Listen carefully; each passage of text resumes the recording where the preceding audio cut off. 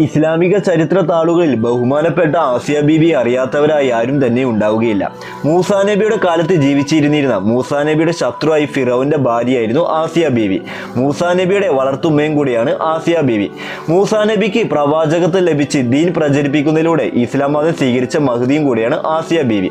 ആഗോള വിശ്വാസിനികൾക്ക് മാതൃകാ വനിതയായ ആസിയ ബീവി ഏകഹിലാഹായ അള്ളാഹുവിൽ വിശ്വസിച്ചത് രഹസ്യമാക്കി വെക്കുകയായിരുന്നു. ഒരിക്കൽ ഫിറൗൻ ഞാനല്ലാതെ നിനക്ക് മറ്റൊരു റബ്ബുണ്ടോ എന്ന് ആസിയ ബീവിയോട് ചോദിച്ചു. അതെ എന്നു മറുപടി നൽകി.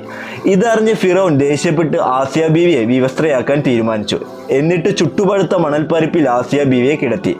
കൈപ്പത്തിയിലും കാൽപാദത്തിലും ആണികൾ തറച്ചു. ഈ വേദനയെല്ലാം സഹിച്ച് ആസിയ ബീവി അപ്പോഴും അള്ളാഹു അഹദ് എന്ന് പറഞ്ഞുകൊണ്ടേയിരുന്നു. വലിയ പാറക്കല്ല് ബീവിയുടെ മേൽക്കിടാൻ നിന്നപ്പോഴേക്കും മലക്കുകൾ റൂഹ് പിടിക്കുകയായിരുന്നു. ഫിറൗന്റെ പീഡനങ്ങൾക്കൊടുവിലും അള്ളാഹുവിൽ മാത്രം വിശ്വസിച്ച വനിത മഹദി ആസിയ ബീവി റളിയല്ലാഹു അൻഹ. ഇതുപോലുള്ള വീഡിയോകൾ ദിവസം ലഭിക്കും നമ്മുടെ ഇൻസ്റ്റാഗ്രാം